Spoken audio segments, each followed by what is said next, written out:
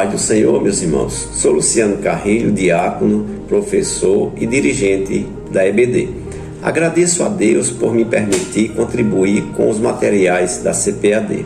Hoje vamos abordar a lição número 4 do primeiro trimestre de 2024, a Igreja e o Reino de Deus, parte da série O Corpo de Cristo.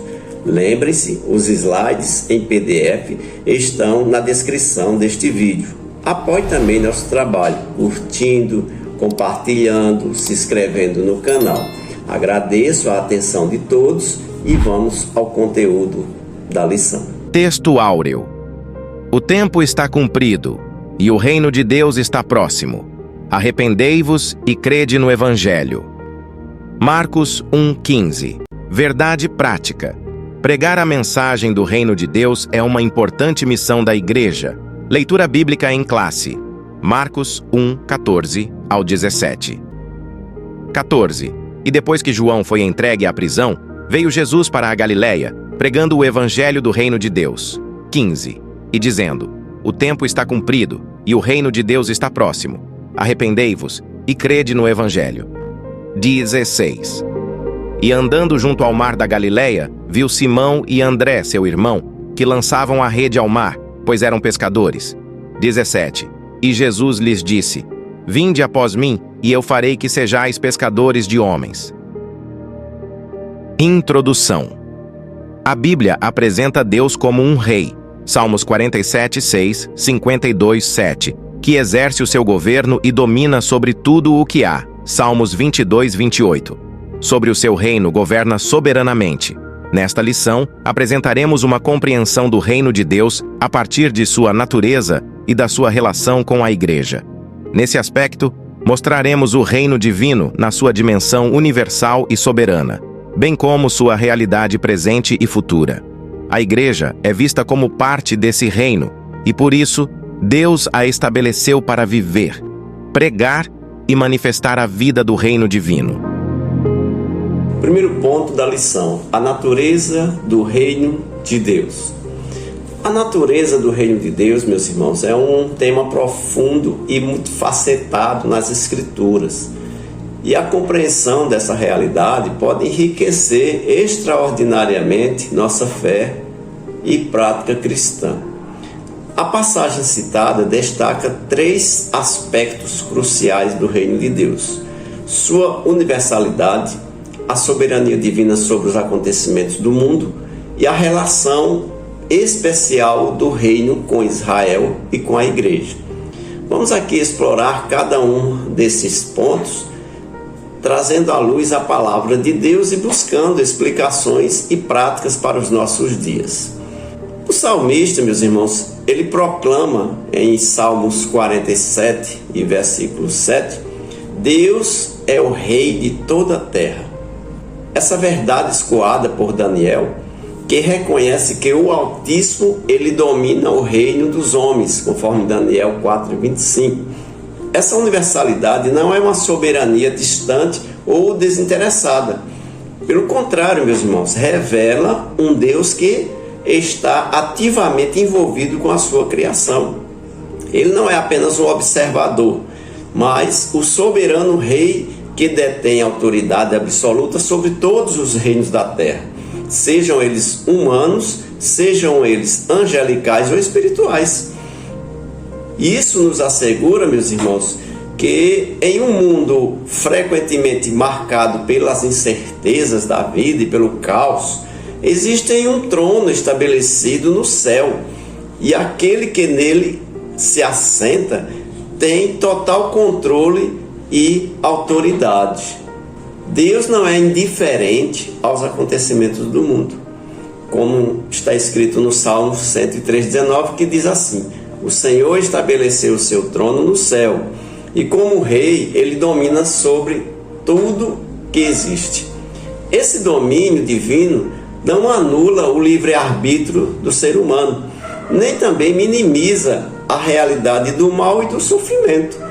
Contudo, meus irmãos, assegura-nos de que nada acontece fora do conhecimento e da permissão dele.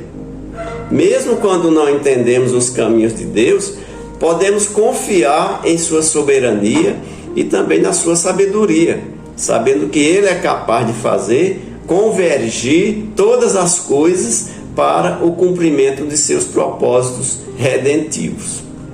O Antigo Testamento revela que Deus escolheu Israel como um povo especial, com o qual Ele estabeleceu um relacionamento único, conforme a gente pode ver em Êxodo 19, versículo 5 e versículo 6. Israel foi chamado para ser um reino de sacerdotes e uma nação santa. Essa escolha, no entanto, não era um fim em si mesmo. Através de Israel, meus irmãos, Deus almejava abençoar todas as nações conforme promessa feita a Abraão. Podemos conferir Gênesis 12, verso 1 ao verso 3. Essa missão atingiu seu ápice em Cristo, descendente de Davi, que, por sua morte e ressurreição na cruz do Calvário, não só redimiu Israel, mas também reuniu pessoas de todas as nações da terra, formando assim a igreja. Como Pedro afirma, a igreja é a nação santa, o povo propriedade exclusiva de Deus. 1 Pedro 2, verso 9. Chamada para proclamar as grandezas daquele que chamou seus membros das trevas para a maravilhosa luz. Em nossos dias, compreender a natureza do reino de Deus nos desafia a viver sobre a soberania de Deus de forma prática e diária. Isso significa, meus queridos irmãos, reconhecer sua autoridade em todas as esferas da vida, confiar em sua sabedoria, mesmo em meio às incertezas, e abraçar nossa identidade e nossa missão como parte da igreja, o corpo de Cristo. O reino de Deus não é uma realidade distante ou desconectada de nossa experiência. Ele se manifesta no meio de nós quando vivemos segundo os valores e quando vivemos também sobre os princípios do Rei Jesus. Proclamamos as boas notícias de salvação e de sua redenção, demonstrando seu amor e justiça em nosso mundo. Que possamos ser fiéis e representantes deste reino aqui na terra, antecipando com nossas vidas e a plena manifestação de seu reinado de justiça, paz e alegria no Espírito Santo, conforme Romanos 14 e versículo 17. Queridos irmãos, faremos agora um esboço sobre a segunda parte da lição, que tem como tema a igreja e as dimensões do reino de Deus. A compreensão do reino de Deus, meus irmãos, exige um mergulho profundo nas dimensões tanto presentes quanto futuras, conforme revelado nas Escrituras Sagradas. Podemos também observar e comentar cada um desses aspectos, aplicando-os ao contexto contemporâneo e à missão da igreja. Primeiro vamos falar sobre o reino de Deus como realidade presente. A presença, meus irmãos, do reino de Deus é uma realidade inequívoca que se manifestou de forma plena com a vinda de Cristo. No episódio registrado em Mateus 12 e versículo 22, Jesus não apenas cura um endemoniado cego e mudo, mas também confronta a visão distorcida dos fariseus daquela época. A acusação de que operava pelo poder de Beelzebu é categoricamente refutada por Cristo, quando ele declarou: mas se eu expulso os demônios pelo Espírito de Deus, é consequentemente chegado a vós o reino de Deus.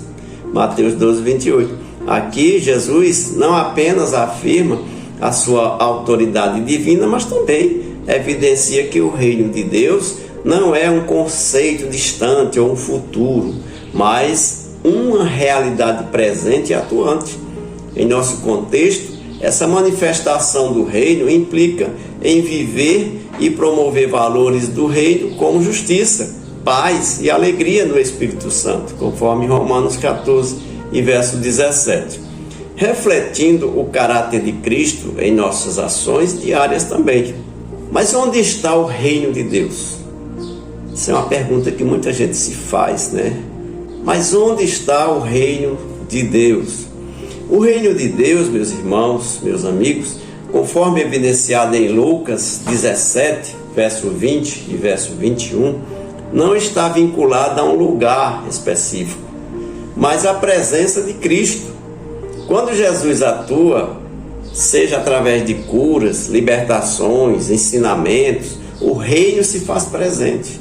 A igreja, como corpo de Jesus Cristo, é chamada a ser continuação dessa presença, estendendo o reino de Deus aqui na terra. Assim, sempre que agimos em conformidade com os princípios e valores do reino, promovendo o evangelho, atendendo aos necessitados, trabalhando pela justiça e pela paz, o que é que nós estamos fazendo? Estamos manifestando o reino de Deus na terra. É uma missão que exige, meus irmãos, constante vigilância e também muita dedicação, uma vez que o reino não é apenas sobre palavras, mas sobre poder de Deus, conforme 1 Coríntios 4 e versículo 20. O reino de Deus como uma realidade futura. Apesar da realidade presente do reino, as Escrituras também falam de uma dimensão futura, ou seja, escatológica. Paulo, em sua carta aos Coríntios, capítulo 6, verso 9 e verso 10, nos lembra de que nem todos herdarão o reino de Deus, apontando para uma consumação futura, onde o reino será plenamente estabelecido. A experiência atual do reino, conforme Hebreus 6, verso 5, é apenas um prelúdio de que está para vir. Esse aspecto futuro, queridos, é vividamente retratado na profecia do milênio que está registrada em Apocalipse capítulo 20, versículo 1 a verso 5, onde Jesus reinará por 1000 anos, estabelecendo justiça e paz. Essa esperança futura deve inspirar e também motivar a igreja a viver de maneira digna do chamado recebido, trabalhando para que o reino de Deus se expanda em todas as dimensões da vida humana. Concluindo esse tópico, tanto a dimensão presente quanto a futura do reino de Deus são fundamentais para a compreensão e missão da igreja. A realidade presente do reino nos convoca a ter uma vida de santidade, serviço, testemunho do amor e do poder de Deus. Ao mesmo tempo, queridos irmãos, a esperança futura do reino nos motiva a permanecermos firmes e fiéis a Deus, trabalhando incansavelmente enquanto aguardamos o retorno glorioso do nosso Salvador. Assim, a igreja deve viver no presente com os olhos no futuro, atuando como agentes do reino de Deus, transformando o mundo através do Evangelho de Jesus Cristo. Amém? Faremos agora o esboço da terceira parte da lição.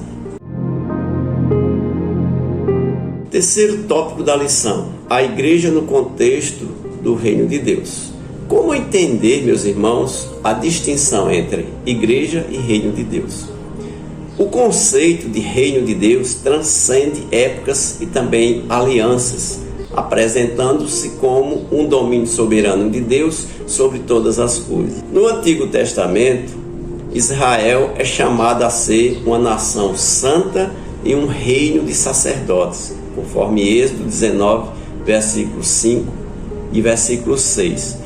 O que indica, queridos irmãos, sua posição especial e também responsabilidade diante de Deus. Esta comunidade era a representação tangível do reino de Deus naquele tempo, mas não abrangia a totalidade do reino. Com a vinda de Jesus, surge a igreja, descrita como um povo escolhido, o sacerdócio real, a nação santa, o povo de propriedade exclusiva de Deus, conforme 1 Pedro 2, verso 9, cumprindo e expandindo o conceito de comunidade de crentes, chamando a proclamar as grandezas de Deus. A formação da igreja não é um plano secundário ou um improviso na história da redenção. Ao contrário, queridos irmãos, ela faz parte do propósito eterno de Deus, escolhida nele antes da criação do mundo para ser santa e irrepreensível em sua presença. Isso está lá em Efésios capítulo 1, verso 4. A plenitude dos tempos manifestada em Cristo, conforme Gálatas 4, verso 4, traz consigo a instituição da igreja, destinada a ser expressão do reino de Deus na terra. Por isso, a igreja, segundo a vontade de Deus, é chamada a revelar as muitas formas de sabedoria de Deus, conforme Efésios 3, verso 10. A proclamação do reino de Deus é a missão central da igreja. Esta missão é evidenciada no ministério de Paulo, que falava com ousadia, discutindo e convencendo aquelas pessoas daquela época a respeito do reino de Deus. Está registrado em Atos 19, verso 8. Mesmo em sua prisão, Paulo continuava a pregar o Evangelho, conforme Atos 28, 31. A mensagem do reino é a esperança para aqueles que amam verdadeiramente a Deus, conforme Tiago 2, verso 5. Entretanto, a efetividade dessa missão depende do entendimento e também da visão de reino que é a igreja. Quando a visão de reino é obscurecida, a igreja pode desviar-se do seu chamado primário. Neste contexto, eu quero dizer, as palavras de Jesus são cruciais. O meu reino não é deste mundo. João 18, 36. Lembrando a igreja que sua missão e sua mensagem transcendem as realidades da terra e temporais, apontando para uma realidade eterna e divina. Nos dias atuais, meus irmãos, a distinção e a relação entre igreja e também reino de Deus permanecem fundamentais, não mudou. A igreja deve entender seu papel não como o cumprimento total do reino, mas como parte integrante e também ativa deste reino. Seu chamado é para ser a expressão do reino de Deus na terra, anunciando a mensagem de salvação, justiça, paz e também do amor de Deus que emana lá do coração do nosso Deus. A igreja é chamada a ser uma comunidade de fé que, embora esteja no mundo, não se conforma com os padrões do mundo.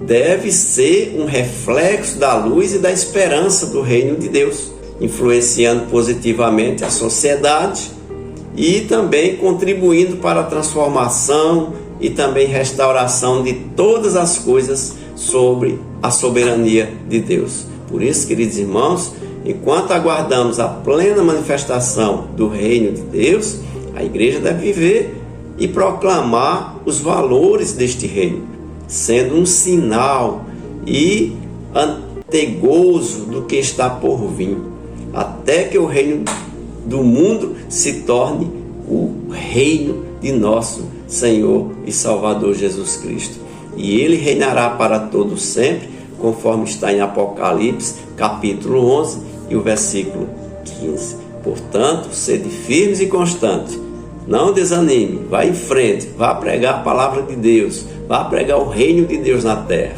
Amém, queridos? Que Deus em Cristo vos abençoe. Amém.